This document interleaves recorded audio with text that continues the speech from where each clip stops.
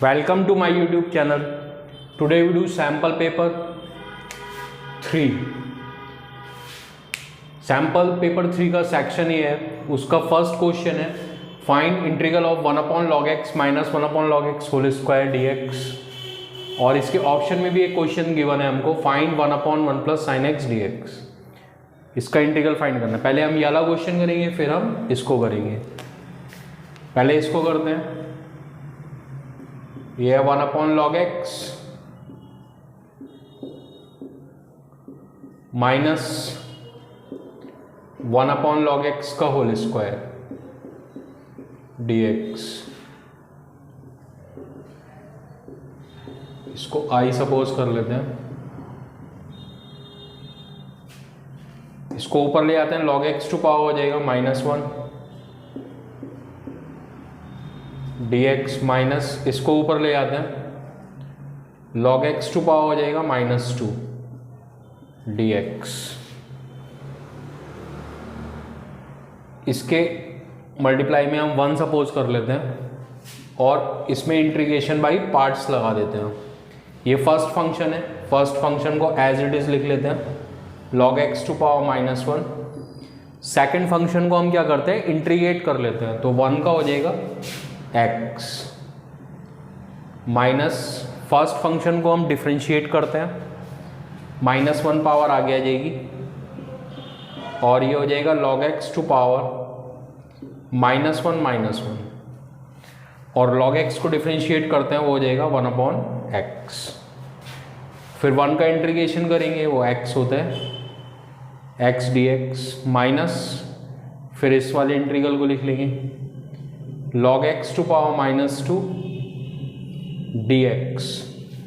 x से x cancel out हो जाएगा, x इसको नीचे ले जाएंगे, पावर पॉजिटिव हो जाएगी, x upon log x minus minus plus log x to power -2 dx minus log x की पावर -2 dx। ये कैंसिल आउट हो जाएंगे,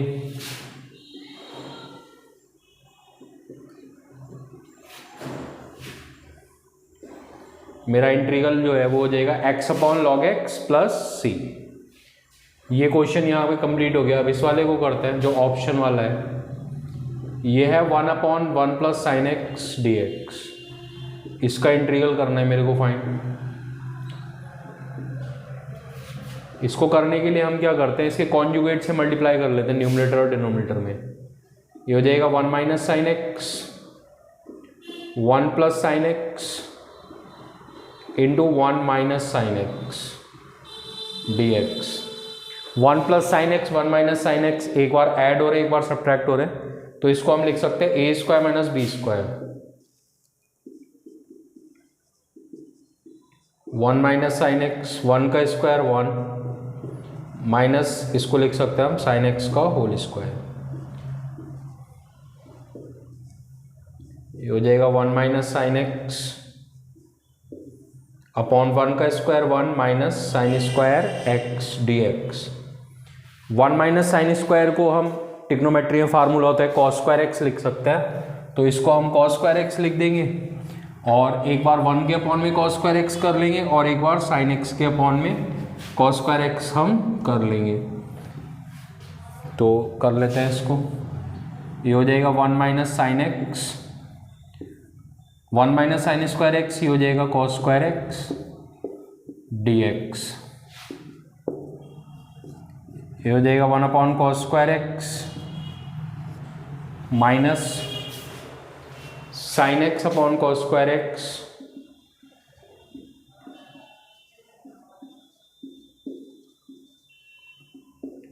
वन अपॉन कॉस, ये होता है सेक और कॉस एक दूसरे के रेसिप्रोकल होते हैं, तो 1 अपॉन कॉस स्क्वायर एक्स को हम लिख सकते हैं sec square X minus sine X cos square X, cos X अलग कर लेंगे और कॉस एक्स की एक पावर जो है उसको हम अलग कर लेंगे। तो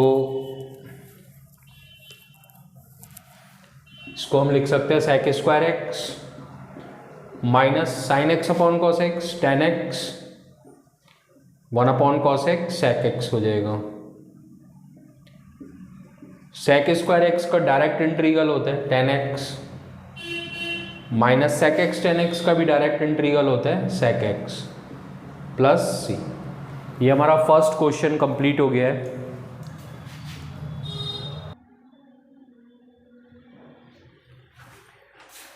Now we do second question of section A, which is write the sum of order and degree of the following differential equation। एक differential equation given है मेरे को, उसके order और degree का sum find करना है। इसको करते हैं। differential equation को लिख लेते हैं यहाँ पे 5d2y dx square equals to 1 plus dy dx का होल स्क्वायर टू पावर 3/2।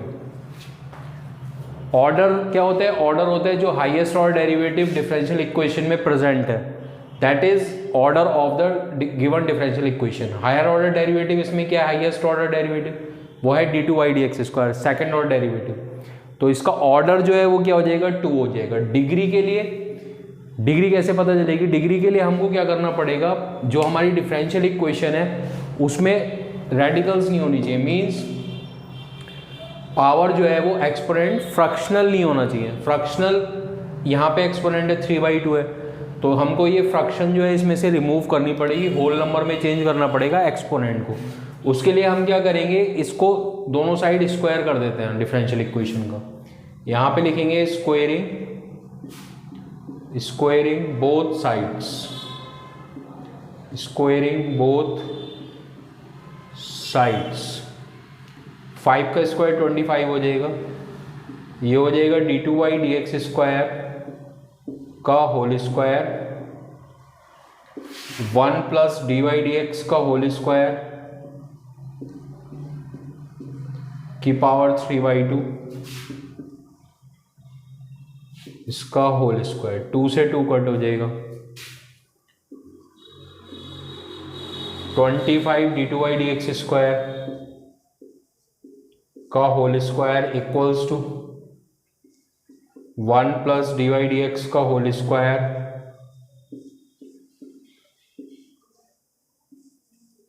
का होल क्यूब। अभी ऑर्डर जो है डिफरेंशियल इक्वेशन का वो हो जाएगा 2, क्योंकि जो इसमें हाईएस्ट ऑर्डर डेरिवेटिव आ रहा है वो है second order derivative d2y dx square. dy dx first order derivative है, d2y dx square second order derivative है। तो highest order derivative present in differential equation is the order of given differential equation. तो इसमें highest order derivative जो है वो है d2y dx square. तो इसकी पावर जो है वो हो जाएगी ऑर्डर, यानी कि जो हाईएस्ट ऑर्डर डेरिवेटिव है वो हो जाएगा हमारा ऑर्डर डिफरेंशियल इक्वेशन का, और जो हाईएस्ट ऑर्डर डेरिवेटिव का एक्सपोनेंट है वो हो जाएगी डिग्री। तो ऑर्डर 2 हो जाएगा और डिग्री भी हो जाएगी हमारी 2। हमको क्या करना है? इन दोनों का सम निकालना है। यहाँ लिख देंगे सम of order and degree.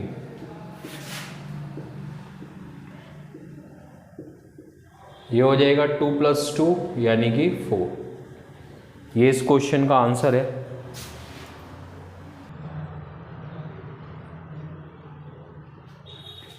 Now we do third question of section A, which is if a cap and b cap are unit vectors inclined at an angle theta, then prove that sin theta by 2 equals to 1/2 magnitude of a cap minus b cap। a cap और b cap unit vector है, एक तो हमको ये given है question में, and angle between a cap and b cap is theta, एक हमको ये पता है। अभी इसको सॉल्व करते हैं क्वेश्चन को।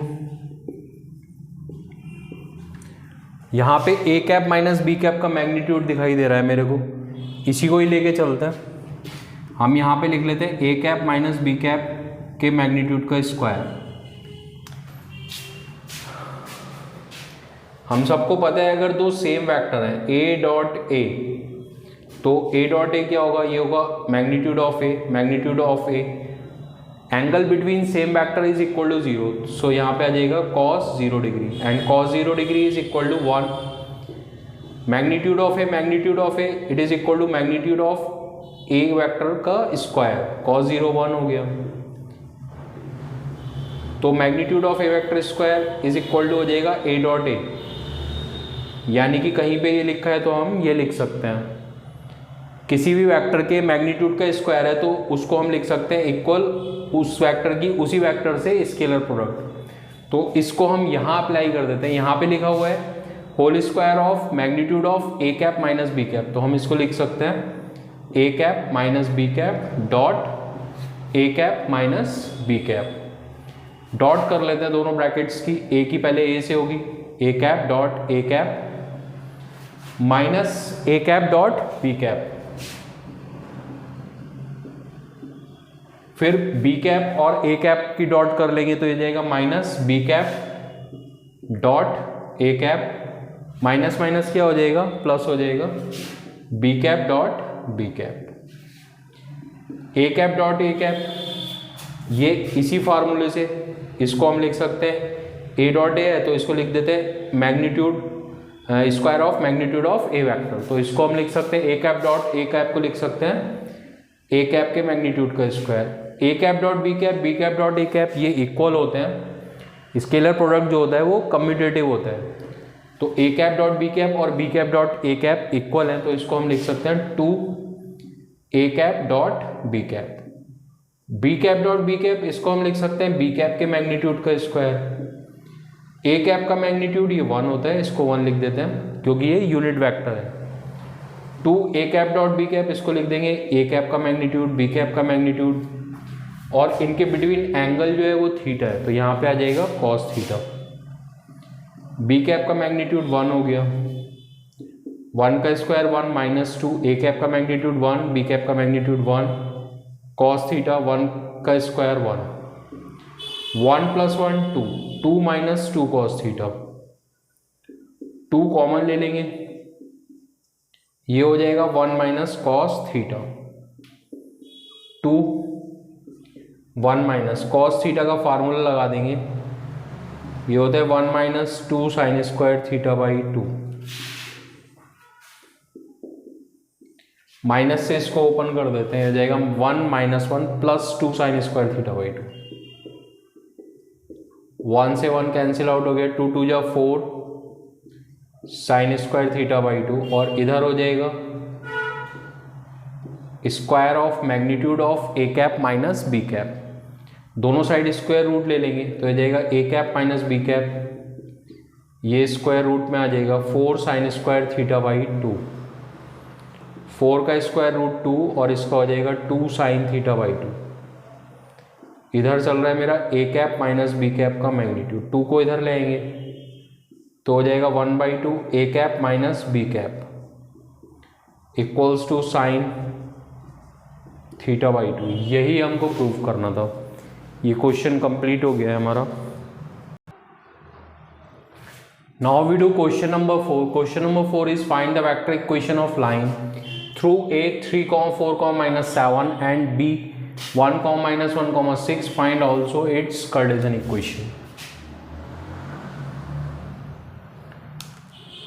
एक पॉइंट है A, एक पॉइंट है B। A के कोऑर्डिनेट्स है 3, 4, -7 और B के कोऑर्डिनेट्स है 1, -1, 6। पहले हमको इसकी वेक्टर इक्वेशन निकालनी है, फिर इसकी हमको कार्टेशियन इक्वेशन निकालनी है। तो यहाँ लिख लेंगे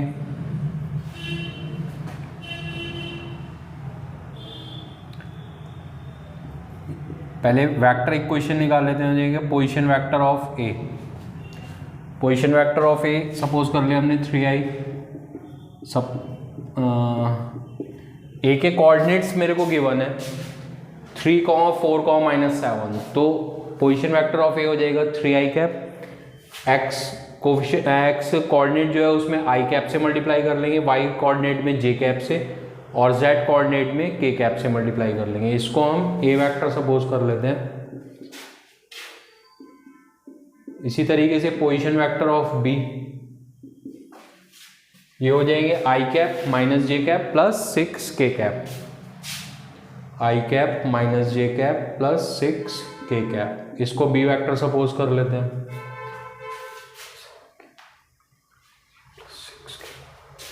अब हम लोग क्या करेंगे, यहाँ पे पहले B vector minus A vector find कर लेंगे। बी वेक्टर हो जाएगा मेरा आई माइनस जे प्लस 6 के माइनस ए वैक्टर ये हो जाएगा 3i plus 4j minus 7k, i minus 3i minus 2i minus j minus 4j minus 5j, 6k plus 7k 13k हो जाएगा, माइनस माइनस प्लस हो जाएगा।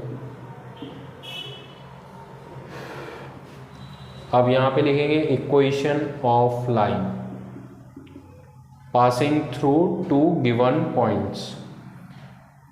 2 पॉइंट से पास होने लाइन की इक्वेशन होती है R vector equals to A vector plus lambda B vector minus A vector. यहाँ पे लिख लेते हैं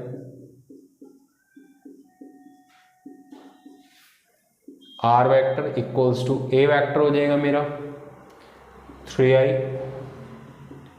plus 4j minus 7k plus lambda B vector minus A vector ये हो जाएगा माइनस 2i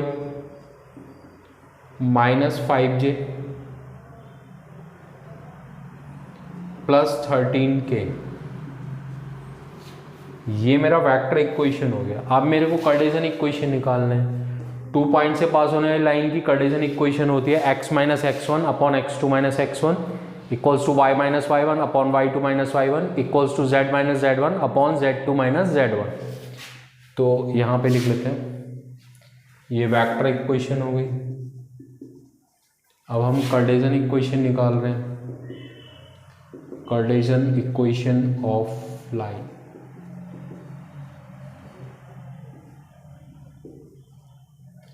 देखिए x minus x1 upon x2 minus x1 equals to y minus y1 z2 minus z1 z minus z1 upon z2 minus z1 x minus x1 x1 हो जाएगा 3 x2 minus x1 1 minus 3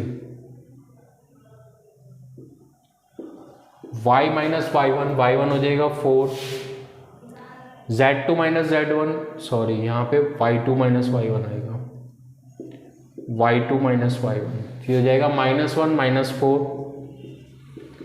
z minus z1 हो जाएगा -7 और 6 minus -7 x minus 3 upon -2 y minus 4 upon -5 z minus minus plus 7 6 plus 7 13। ये हमारी Cartesian equation हो गई। Now we do question number 5। Question number 5 is a die is thrown twice and the sum of the numbers appearing is observe to be 8। What is the conditional probability that number 5 has appeared at least once. सीधी सी बात है, यहाँ पे conditional probability पूछ रहा है तो conditional probability का question है। इसमें हमको क्या करना है, नंबर 5 एटलीस्ट एक बार अपीयर होने की इवेंट जो है उसकी प्रोबेबिलिटी फाइंड करनी है। और ये हमको गिवन है कि जो दोनों डाइस पे नंबर्स हैं आए हैं उनका सम 8 है, ये कंडीशन है।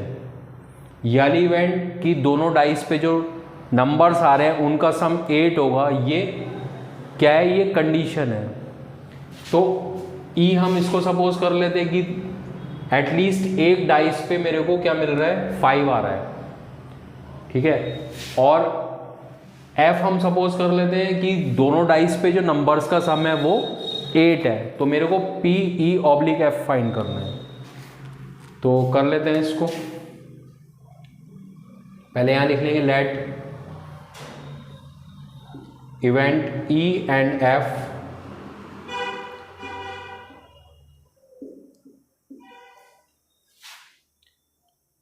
be that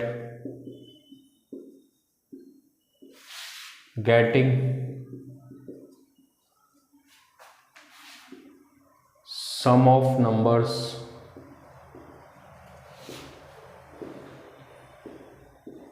on dice be 8, dice is 8 and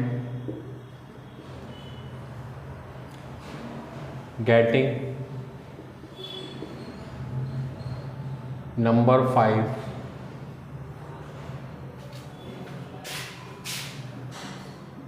at least once at least once respectively. तो पहले हम जो E है वो सेट फॉर्म कर लेते हैं।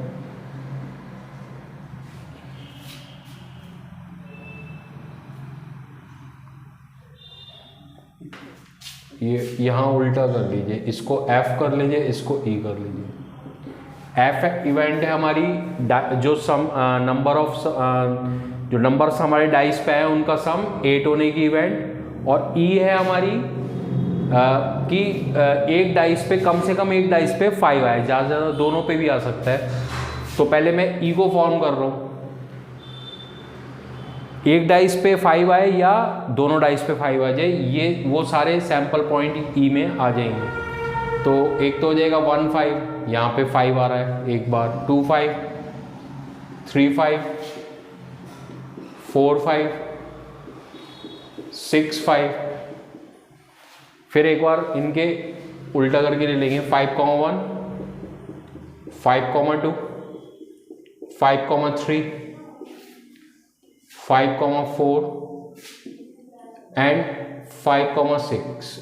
ये तो वो वाले केस हो गए जिनमें एक बार 5 आ रहा है, दोनों डाइस में से एक बार 5 आ रहा है। और एक केस हो जाएगा हमारा जब दोनों डाइसेस पे 5 आ गया, ठीक है।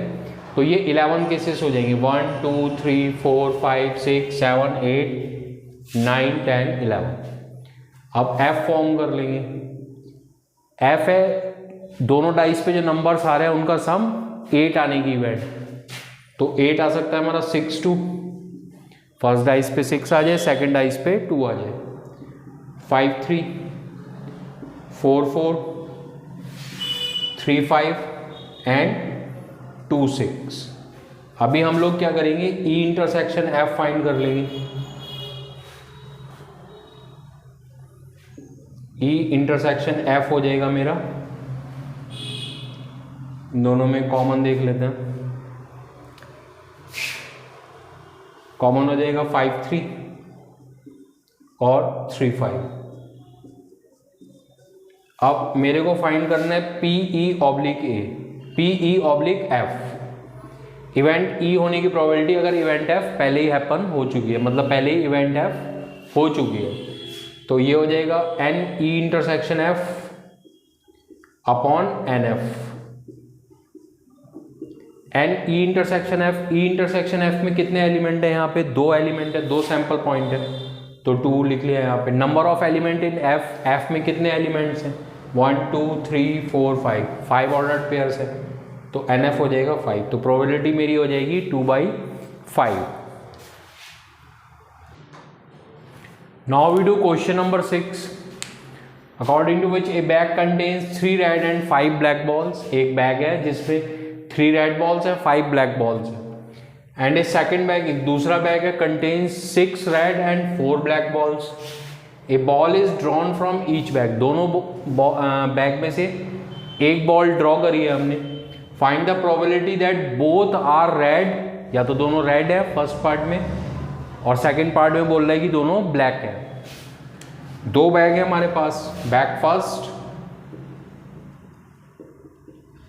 And bag second. Bag first में 3 रेड बॉल है और 5 ब्लैक बॉल्स हैं। बैग सेकेंड जो है उसमें 6 रेड है और 4 ब्लैक है। दोनों में से एक बॉल ड्रॉ करिए, एक इसमें से एक इसमें से।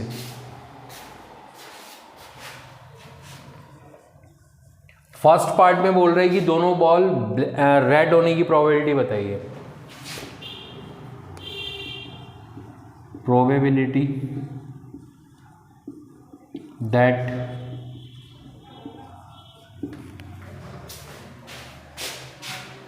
Both balls are red. इस बैग में से एक रेड बॉल निकालने की प्रोबेबिलिटी क्या होगी, इसमें रेड बॉल कितनी है 3, तो फेवरेबल केस हो जाएंगे मेरे 3। टोटल बॉल्स कितनी है, 3 रेड है 5 ब्लैक है, टोटल कितनी हो गई 8 बॉल्स हो गई, तो 3/8 मल्टीप्लाइड बाई इसमें से भी एक रेड बॉल, इसमें से भी बॉल निकालिए, उसके रेड होने की प्रोबेबिलिटी क्या हो जाएगी, इसमें रेड बॉल कितनी है 6, तो फेवरेबल केस हो गए मेरे 6 और टोटल केस हो गए मेरे 6 + 4 10। इसको सॉल्व कर लेते थोड़ा, 2 4 × 8, 2 3 × 6, 3 3 9 अपॉन 40, 9 अपॉन 40 आंसर हो गया। बी पार्ट करेंगे, बी पार्ट हो जाए में लिखेंगे probability that both balls are black। इसमें इस वाले बैग में से एक ब्लैक बॉल निकालने की प्रोबेबिलिटी हो जाएगी 5 अपॉन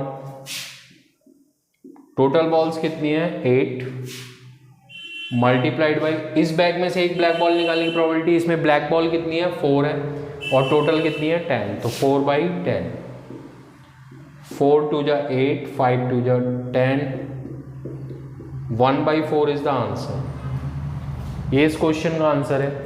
ये हमने सेक्शन ए कंप्लीट कर लिया है। सेक्शन बी और सेक्शन सी हम नेक्स्ट वीडियोस में करेंगे। Please like, subscribe and comment on my channel. Thank you very much for watching.